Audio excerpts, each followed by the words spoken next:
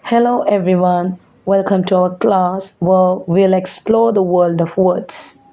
ഇന്ന് നമ്മൾ ഡിസ്കസ് ചെയ്യാൻ പോകുന്ന പാഠം SCERT ടെക്സ്റ്റ് ബുക്കിലെ 8ാം തരത്തിലെ a long walk with granny Ruskin ബോണ്ടിൻ്റെ കഥയാണ്. നോക്കാം എന്താണിതിലെ പ്രമേയമെന്ന്. നമുക്ക് ഇംഗ്ലീഷിലെ ഓരോ വേർഡ്സോ ലൈൻ ബൈ ലൈനോ വായിച്ച് അർത്ഥം പറയുകയാണെങ്കിൽ നമ്മുടെ വീഡിയോൻ്റെ ലെങ്ത് ഒരുപാട് കൂടിപ്പോകും. അതുകൊണ്ട് ഒരു പോയിൻ്റ് പോലും മിസ്സാവാതെ ഇതിനെ സമ്മറിയാക്കി മലയാളത്തിൽ എക്സ്പ്ലെയിൻ ചെയ്യാനാണ് ഉദ്ദേശിക്കുന്നത്. കേട്ടു നോക്കൂ കേട്ടോ. Join the learning journey with Lit Launch 25. നമ്മുടെ പാഠം തുടങ്ങുമ്പോൾ നമുക്കൊരു മുത്തശ്ശിയെയും ഒരു പേരക്കിടാവിനെയാണ് കാണാൻ പറ്റുക. മുത്തശ്ശിയുടെ അവസ്ഥ എന്താണെന്ന് വെച്ച് കഴിഞ്ഞാൽ കാഴ്ചശക്തി കുറച്ച് കുറവാണ്. പ്രായാധിക്യം മൂലമുണ്ടാകുന്ന ചില ബുദ്ധിമുട്ടുകൾ മുത്തശ്ശിക്കുണ്ട്. മുത്തശ്ശിക്ക് നദിയുടെ എരമ്പൽ കേൾക്കാൻ പറ്റും, പൈൻ മരത്തിൻ്റെ മണം ആസ്വദിക്കാൻ പറ്റും, ചെറുമകൻ്റെ സാന്നിധ്യം അനുഭവിക്കാൻ പറ്റും. എന്നാൽ മരങ്ങളെ കാണാൻ പറ്റില്ല, നദിയെ കാണാൻ പറ്റില്ല. മാത്രമല്ല നമ്മുടെ മണിയുടെ വളരെ മൃദുലമായ മുടിയും അവൻ്റെ ബ്ലാക്ക്ബെറി കണ്ണുകളും അവൻ പുഞ്ചിരിക്കുമ്പോൾ ആ പല്ലിൻ്റെ തിളക്കവും ഒക്കെ അവർക്ക് കാണാൻ പറ്റുന്നുണ്ട്. മുത്തശ്ശി ഒരു വളരെ പഴയ കണ്ണട ധരിച്ചിട്ടുണ്ടായിരുന്നു. 10 വർഷത്തിലേറെയായി ഇവരിത് ഉപയോഗിച്ചുകൊണ്ടിരിക്കുന്നു. അതുകൊണ്ട് തന്നെ കണ്ണട വളരെ വീക്കായിട്ടുണ്ട്. കണ്ണടകളിൽ പോറലും പാടുകളും ഒക്കെ ഉണ്ടായിരുന്നു. എന്ന് വെച്ചാൽ അത് ഉപയോഗിക്കുന്നതിൽ അർത്ഥമില്ലാതായിരിക്കുന്നു. വളരെ കുറച്ച് മാത്രമേ അവർക്ക് കാണാൻ പറ്റുന്നുണ്ടായിരുന്നു. അപ്പോൾ ഈ കണ്ണട മാറ്റി പുതിയ കണ്ണട വാങ്ങേണ്ടുന്നതിനെ പറ്റിയിട്ട് വീട്ടിലൊരു സംസാരമുണ്ടെങ്കിലും ദൂരെ പട്ടണത്തിൽ പോകേണ്ടുന്ന കാര്യമായതുകൊണ്ട് തന്നെ മുത്തശ്ശി അതിന് സമ്മതിക്കുന്നില്ല. കാരണം അവർക്ക് മസൂറിയിലെ കണ്ണാശുപത്രിയിൽ പോയാലാണ് ഈ അസുഖത്തിനുള്ള പ്രതിവിധി അവർക്ക് കിട്ടുകയുള്ളൂ. പക്ഷേ മണിയെ പിരിഞ്ഞു പോവുക എന്ന് പറയുന്നത് അവർക്ക് ആലോചിക്കാൻ പോലും കഴിയുമായിരുന്നില്ല. മണി സ്വയം കാര്യങ്ങൾ നോക്കാൻ കഴിവുള്ളവനൊക്കെ തന്നെയാണ്. പക്ഷേ അവനൊരു വയസ്സുള്ളപ്പോൾ അവൻ്റെ അമ്മ മരിച്ചു പോയതാണ്. മുത്തശ്ശിയാണ് പിന്നെ അവനെ വളർത്തുന്നതൊക്കെ. നാനി, ഗ്രാനി എന്നൊക്കെ വിളിക്കാം അല്ലേ. അപ്പോൾ അവിടെ മണിയുണ്ട്, മണിയുടെ അച്ഛനുണ്ട്, പിന്നെ കുറച്ച് പശുക്കളുണ്ട്, കോഴികളുണ്ട്. ഇതിനൊക്കെ നോക്കി നടത്തുന്നത് മുത്തശ്ശിയാണ്. അപ്പോൾ അവർ പറയുന്നുണ്ട്, മണിയുടെ അച്ഛൻ പറയുന്നുണ്ട്, നിങ്ങളെ ഒറ്റയ്ക്ക് എന്തായാലും മസൂരിയിലേക്ക് പറഞ്ഞയക്കാൻ പറ്റില്ല, ഞാനും കൂടെ വരാം എന്ന് പറയുന്നുണ്ട്. അപ്പോൾ ഇവർ രണ്ടും കൂടെ പോയി കഴിഞ്ഞാൽ മണി ഇവിടെ ഒറ്റയ്ക്കാവുമല്ലോ എന്നുള്ള ആശങ്കയായിരുന്നു അവർക്ക്. അപ്പോൾ മണി പറയുന്നുണ്ട്, എനിക്ക് പിന്നെ ഞാൻ കൊണ്ടുപോകാം മസൂരിയിലേക്ക് എന്ന് പറയുന്നുണ്ട്. കാരണം അവന് മുമ്പ് മസൂറിയിൽ പോയിട്ടുണ്ട്, സുഹൃത്തുക്കളോടൊപ്പം അവിടെ താമസിച്ചിട്ടുണ്ട്, എല്ലാം അവിടുത്തെ കാര്യങ്ങളെല്ലാം അവനറിയാമെന്ന് പറയുന്നു. അപ്പോൾ കുറച്ച് നടക്കേണ്ടി വരും, നൈനിലേക്ക് കുറച്ച് നടക്കേണ്ടി വരും എന്ന് പറയുന്നുണ്ട്.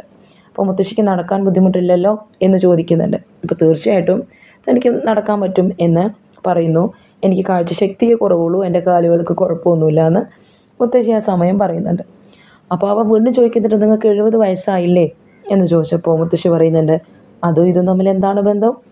എനിക്ക് നടക്കാനൊരു ബുദ്ധിമുട്ടുമില്ല, അങ്ങനെ നമുക്ക് പോവാം എന്ന് തീരുമാനിക്കുന്നു. മണിയുടെ കൂടെ വരുന്നു എന്ന് പറഞ്ഞപ്പോൾ അവർക്ക് വളരെ സന്തോഷമായി. അപ്പോൾ അവർ പിന്നെ പ്ലാൻ ചെയ്യുകയാണ്, മസൂരിയിൽ പോയിട്ട് നമുക്ക് എന്തെല്ലാം വാങ്ങണം. കുറച്ച് വിത്തുകൾ വാങ്ങണം, ബൾബ് വാങ്ങണം, പിന്നെ പശുവിൻ്റെ കഴുത്തിൽ കെട്ടി തൂക്കാൻ ഒരു മണി വാങ്ങണം, അച്ഛനൊരു പുള്ളോവർ ജാക്കറ്റ് വാങ്ങണം, പിന്നെ ഒരു ഷൂസ് വാങ്ങണം. ഇതൊക്കെയാണ് അവർ പ്ലാൻ ചെയ്ത് വെച്ചിരിക്കുന്നത്.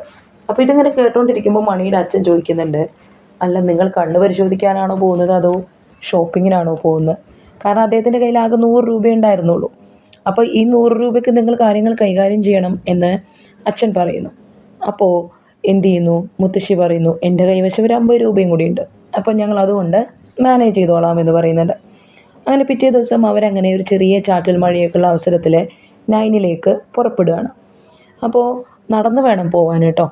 അപ്പോൾ നമ്മളുടെ മണി ഒരു റോള് കിടക്ക കയ്യിൽ വെച്ചിട്ടുണ്ട്. എവിടെയെങ്കിലുമൊക്കെ അല്പസമയം വിശ്രമിക്കേണ്ടി വന്നാൽ ഇരിക്കാമല്ലോ എന്നോർത്തിട്ട് ഒരു വലിയ ഷോപ്പിംഗ് ബാഗുണ്ട്, മുത്തശ്ശിയുടെ കയ്യിൽ ഒരു കുടയുണ്ട് ഒക്കെ. അപ്പോൾ അവർ തീരുമാനിക്കുന്നത് എന്താ വെച്ചാൽ ക്ഷീണം വരുമ്പോൾ വിശ്രമിക്കാമല്ലോ എന്നാണ് പറയുന്നത്. അപ്പോൾ മുത്തശ്ശി പറയുന്നുണ്ട്, ഇപ്പം തന്നെ നീ വിശ്രമത്തെ പറ്റിയാണോ പറയുന്നത്? നമ്മൾ തുടങ്ങിയിട്ടല്ലേ ഉള്ളൂ എന്ന്. ഇവിടെ നമുക്ക് കാണാൻ പറ്റുന്നത് 2 ജനറേഷനെയാണ്. അതായത് മുത്തശ്ശിയുടെ ഒരു ജനറേഷനും പേരക്കുട്ടിയുടെ ഒരു ജനറേഷനും. ഇതിൽ കൂടുതൽ ക്ഷീണവും ടെൻഷനും അനുഭവപ്പെടുന്നത് പേരക്കുട്ടിക്കാണെന്ന് നമുക്ക് മനസ്സിലാക്കാൻ പറ്റും. നടക്കുമ്പോൾ ക്ഷീണിക്കുകയോ വിശക്കുകയോ ഇത്തരത്തിലുള്ള കാര്യം. മുത്തശ്ശിക്കാണെങ്കിൽ അവർ ബോൾഡാണ് അല്ലേ, എല്ലാ കാര്യവും ഏറ്റെടുത്ത് നടത്താൻ അവർക്ക് ഈ പ്രായത്തിലും സാധിക്കുമെന്ന് മനസ്സിലാവും. അങ്ങനെ അവർ നടക്കുന്നു. പോകുമ്പോൾ കുറേ കാഴ്ചകളൊക്കെ അവർ കാണുന്നുണ്ട്. തത്തകളെ കാണുന്നുണ്ട്, പല ശബ്ദങ്ങളും പല കളറുകളും ആകാശത്ത് കാണുകയും കേൾക്കുകയും ചെയ്യുന്നുണ്ട്.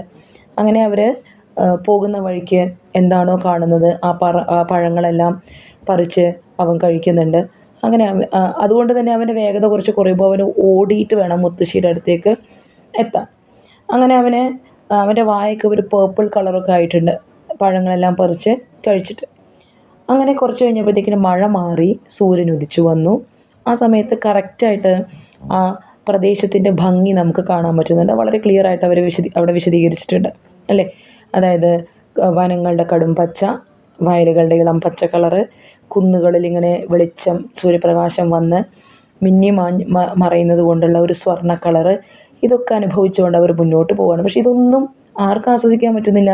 മുത്തശ്ശിക്ക്. കാരണം കണ്ണട ഉണ്ട് എന്നൊരു കാര്യമല്ലാതെ മുത്തശ്ശിക്ക് പ്രത്യേകിച്ചൊന്നും നടക്കുന്നില്ല. അങ്ങനെ അവർ മുന്നോട്ട് പോകുന്നു.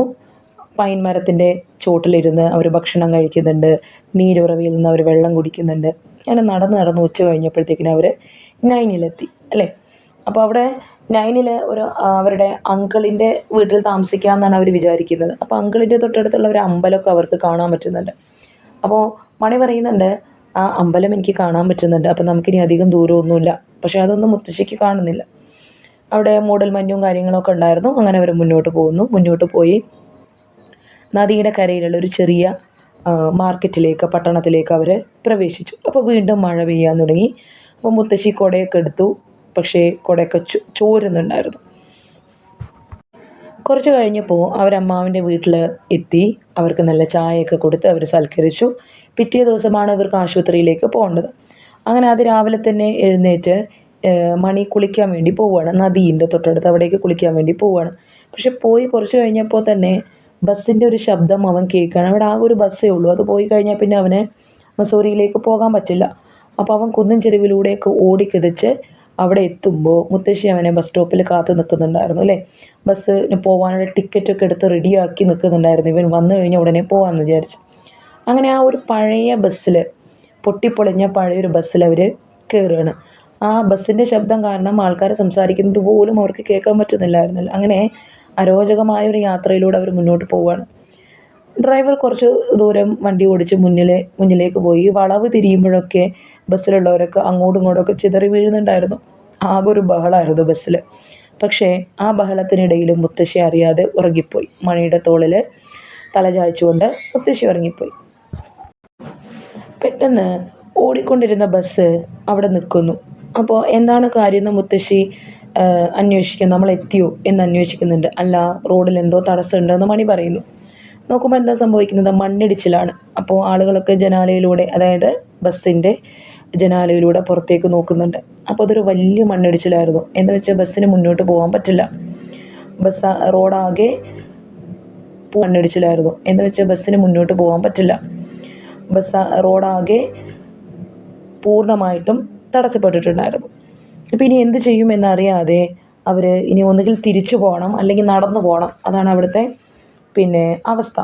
ഇത് സംസാരിച്ചുകൊണ്ടിരിക്കെ തന്നെ ബസ്സിൻ്റെ മുകളിലേക്ക് ചെറിയ കല്ലുകളൊക്കെ വന്ന് വീഴുന്നുണ്ട്.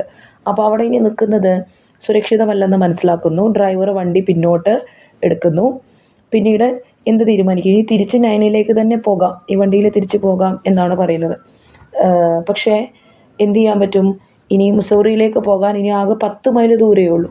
അപ്പോൾ എന്ത് ചെയ്യാം? നടന്നു പോയാലോ എന്നാണ് അവർ പിന്നീട് ആലോചിക്കുന്നത്. അങ്ങനെ അവർ ബസ്സിൽ നിന്ന് ഇറങ്ങി രണ്ടുപേരും നടന്നു പോവുകയാണ് അല്ലേ. മലയുടെ മുകളിൽ കൂടെയൊക്കെ കയറി അവർ പോവുകയാണ്. അങ്ങനെ അവർ പോകുന്ന വഴിക്ക് നദിയെ കാണുന്നുണ്ട്, കഴുകൻ വട്ടമിട്ട് പറക്കുന്നത് കാണുന്നുണ്ട്. അപ്പോഴത്തേക്കിനും അവന് വിശന്നു അല്ലേ. അപ്പോൾ അവൻ ചോദിക്കുന്നുണ്ട്, അങ്കിളിൻ്റെ വീട്ടിൽ നിന്ന് എന്തെങ്കിലും കഴിക്കാൻ എടുത്തിട്ടുണ്ടോ ചോദിക്കുന്നുണ്ട്. മുത്തശ്ശി പറഞ്ഞു, എനിക്കറിയാം നിനക്ക് പെട്ടെന്ന് വിശപ്പ് വരുമല്ലോ, അതുകൊണ്ട് ഞാൻ പക്കവടയും ബണ്ണും പീച്ചും ഒക്കെ കൈവശം വെച്ചിട്ടുണ്ടെന്ന് പറയുന്നുണ്ട്. അങ്ങനെ അതൊക്കെ കഴിച്ച് അവരങ്ങനെ മുന്നോട്ട് പോകാം എന്ന് തീരുമാനിക്കുന്നു. മഴ പെയ്താൽ എന്ത് ചെയ്യുമെന്നാണ് ഇപ്പോൾ ആലോചിക്കുന്നത്. കാരണം കുട ആകെ ചോരുന്നുണ്ടായിരുന്നു. അങ്ങനെ അവർ പതിയെ നടന്ന് ഒരു വനത്തിലൂടെയൊക്കെ കയറി പോകുമ്പോൾ ഒരു വെളിച്ചം തെളിഞ്ഞ് കണ്ടു. അവരേതാനും മസൂറിയിലേക്ക് എത്തിയിരിക്കുന്നു എന്ന് മനസ്സിലാവുകയാണ്. ഓക്കെ, അങ്ങനെ ഒരു ചന്തയിലേക്ക് പ്രവേശിക്കുന്നു. നല്ല തിക്കും തിരക്കുള്ള പ്രദേശമായിരുന്നു. അങ്ങനെ നമ്മുടെ മുത്തശ്ശി അവൻ്റെ കയ്യിൽ മുറുക്കെ പിടിച്ചിട്ടുണ്ട്, കാരണം അവൻ നഷ്ടപ്പെട്ടു പോകുമോ എന്നുള്ള ഭയം കൊണ്ട്. അവിടെ ചെന്നിട്ട് വില കുറഞ്ഞ ഹോട്ടൽ ഏതാണെന്ന് അവർ അന്വേഷിക്കുകയാണ്, അവർക്ക് താമസിക്കാൻ വേണ്ടിയിട്ട്. പക്ഷേ അവർക്ക് അങ്ങനെ ഒരു ഹോട്ടൽ കണ്ടുപിടിക്കാൻ പറ്റിയില്ല. അപ്പോൾ തൊട്ടടുത്ത ക്ഷേത്രത്തോട് ചേർന്നിട്ടുള്ളൊരു ധർമ്മശാലയിൽ രാത്രി കഴിച്ചു കൂട്ടാൻ അവർ തീരുമാനിക്കുന്നു. പിറ്റേ ദിവസം രാവിലെ കണ്ണാശുപത്രിയിൽ പോവുകയാണ്. ചെന്നപ്പോൾ ഒരു വലിയ നിര തന്നെ അവിടെ നിൽക്കുന്നുണ്ടായിരുന്നു. അവിടേക്ക് സൂട്ടും ടൈയൊക്കെ ധരിച്ച് തടിച്ചൊരു മനുഷ്യൻ ഡോക്ടർ അവിടേക്ക് കയറി വരികയാണ്. അദ്ദേഹം വളരെ ദയാപൂർവമാണ് എല്ലാവരോടും പെരുമാറുന്നത്. അങ്ങനെ ഇവരുടെ ഊഴമെത്തിയപ്പോൾ ഡോക്ടർ ഇവരെ നോക്കുമ്പോൾ തന്നെ ആദ്യം കാണുന്നത് ഈ കണ്ണടയാണ്. ഈ കണ്ണട വാങ്ങി ഡോക്ടർ അങ്ങനെ വേസ്റ്റ് ബാസ്ക്കറ്റിലേക്ക് വലിച്ചെറിയാണ്, മാലിന്യക്കുപ്പയിലേക്ക് വലിച്ചെറിയാണ് ചെയ്യുന്നത്. വീണ്ടും അദ്ദേഹം അവിടെ നിന്ന് എടുത്തിട്ട് ചിരിച്ചുകൊണ്ട് ചോദിക്കുകയാണ്, തമാശ രൂപേണ ചോദിക്കുകയാണ്, ഇത് മ്യൂസിയത്തിൽ വെക്കാറായിട്ടുണ്ടല്ലോ എന്ന് വെച്ചാൽ അത്രയും കാലപ്പഴക്കമുണ്ട് എന്ന് കാണിക്കാൻ വേണ്ടിയിട്ട്. ഈ കണ്ണട വെച്ച് നിങ്ങൾ നടന്നാൽ നിങ്ങൾക്ക് ഗുണത്തേക്കാളേറെ ദോഷം ചെയ്യും എന്നൊക്കെ പറഞ്ഞു കൊടുക്കുന്നുണ്ട്. വീണ്ടും അദ്ദേഹം മുത്തശ്ശിയുടെ കണ്ണ് പരിശോധിക്കുന്നു, കുറേ ലെറ്റേഴ്സ് വായിക്കാൻ കൊടുക്കുന്നു. അതൊക്കെ വായിച്ച് കണ്ണിൻ്റെ ഒരു പവർ എങ്ങനെയാണെന്ന് കണ്ടുപിടിച്ചതിന് ശേഷം ഒരു ലെൻസ് കൊടുത്തപ്പോൾ മുത്തശ്ശിക്ക് വ്യക്തമായി എല്ലാ കാര്യങ്ങളും കാണുന്നുണ്ടായിരുന്നു. അങ്ങനെ അവിടെ വെച്ചിട്ടാണ് മുത്തശ്ശി കുറേ കാലങ്ങൾക്ക് ശേഷം തൻ്റെ പേരക്കുട്ടീനെ ഒന്ന് നന്നായിട്ട് കാണുന്നത്. കണ്ടിട്ട് ചോദിക്കുന്നുണ്ട്, മണി നീ എത്ര സുന്ദരനാണ്, നീ എത്ര നല്ല കുട്ടിയാണ്, നിനക്ക് കുറച്ച് മുടിയൊക്കെ വളർന്നിട്ടുണ്ട്, അതൊക്കെ വെട്ടണം, പിന്നെ നന്നായിട്ട് കുളിക്കണം. അങ്ങനെ അവൻ്റെ ഷർട്ടിൻ്റെ ബട്ടനെ പറ്റിയിട്ടും അല്ലെങ്കിൽ പുതിയ ഷൂ വാങ്ങുന്നതിനെ പറ്റിയിട്ടൊക്കെ അവിടുന്ന് സംസാരിച്ചുകൊണ്ട് അവർ പോകാൻ വേണ്ടി നിൽക്കുകയാണ്. അപ്പോൾ മണി പറയുന്നുണ്ട്, ആദ്യം നമുക്ക് കണ്ണടയുടെ കാര്യത്തിലൊരു തീരുമാനം എടുക്കാം എന്ന് പറയുന്നുണ്ട്. അങ്ങനെ അവർ ഷോപ്പിങ്ങിന് പോകുന്നു. ഷോപ്പിങ്ങിന് പോയിട്ട് ആവശ്യത്തിനുള്ള സാധനങ്ങളെല്ലാം അവർ വാങ്ങുന്നു. തിരിച്ചവർ വീട്ടിലേക്ക് പോവുകയാണ്. ബസ്സിൽ കയറി ജനാലയ്ക്കരികിലുള്ള സീറ്റായിരുന്നു മുത്തശ്ശിക്ക് കിട്ടിയിരുന്നത്. മുത്തശ്ശിയുടെ തൊട്ടടുത്തായിട്ട് മണിയും ഇരിക്കുന്നു. അപ്പോൾ അവൻ്റെ കയ്യിൽ ഷൂസും ഒരു പുതിയ കുടയും ഒക്കെ ഉണ്ടായിരുന്നു. അച്ഛന് വാങ്ങിയിട്ടുള്ള ഒരു കമ്പിളി പുള്ളോവർ ഉണ്ടായിരുന്നു. നേരത്തെ പറഞ്ഞ വിത്തുകളും ബൾബുകളും ബെല്ലും എല്ലാം വാങ്ങിയിട്ടുണ്ടായിരുന്നു. ബസ് മുന്നോട്ടങ്ങനെ നീങ്ങി. ഇപ്പോഴാണ് അങ്ങോട്ട് പോകുമ്പോൾ കാണാതിരുന്ന പല കാഴ്ചകളും മുത്തശ്ശി കാണുന്നത്, അല്ലേ? ഗ്രാമം വ്യക്തമായി കാണുന്നുണ്ട്, വയലുകളിൽ ജോലി ചെയ്യുന്ന ആൾക്കാരെ കാണുന്നുണ്ട്, പാൽക്കാരെ കാണുന്നുണ്ട്, നായ്ക്കളെ കാണുന്നുണ്ട്, മരങ്ങളിൽ കുരങ്ങുകൾ ചാടിക്കളിക്കുന്ന കാണുന്നുണ്ട്, ആകാശത്തെ മഴവില്ല് പോലും മുത്തശ്ശിക്ക് എന്ത് ചെയ്യാൻ പറ്റുന്നുണ്ട്, കാണാൻ പറ്റുന്നുണ്ട്. എല്ലാം പൂർണ്ണമായിട്ടൊന്നും കാണാൻ പറ്റിയില്ലെങ്കിലും അവർ വളരെ സന്തോഷവതിയായിരുന്നു ആ സമയത്ത്.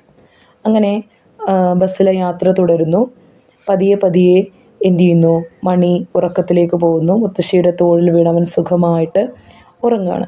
ആ സമയത്ത് ബസ് മലമ്പാതകളിലൂടെ ഇങ്ങനെ കുലുങ്ങി മുന്നോട്ട് പോകുമ്പോൾ മണി നല്ല ഉറക്കത്തിലായിരുന്നു. ഇതാണ് നമ്മളുടെ പാഠത്തിൻ്റെ സമ്മറി. ഡീറ്റെയിൽഡ് സമ്മറിയാണ് നമ്മൾ പറഞ്ഞിട്ടുള്ളത്. ഇപ്പോൾ ഇതിൻ്റെ കഥ നിങ്ങൾക്ക് വ്യക്തമായിട്ട് മനസ്സിലായിട്ടുണ്ടാവും. ഇനി ഇതിൻ്റെ അത്യാവശ്യം വേണ്ട ചോദ്യങ്ങളും സമ്മറിയും നമുക്ക് അടുത്ത ക്ലാസ്സിൽ ഡിസ്കസ് ചെയ്യാം. Okay, thank you.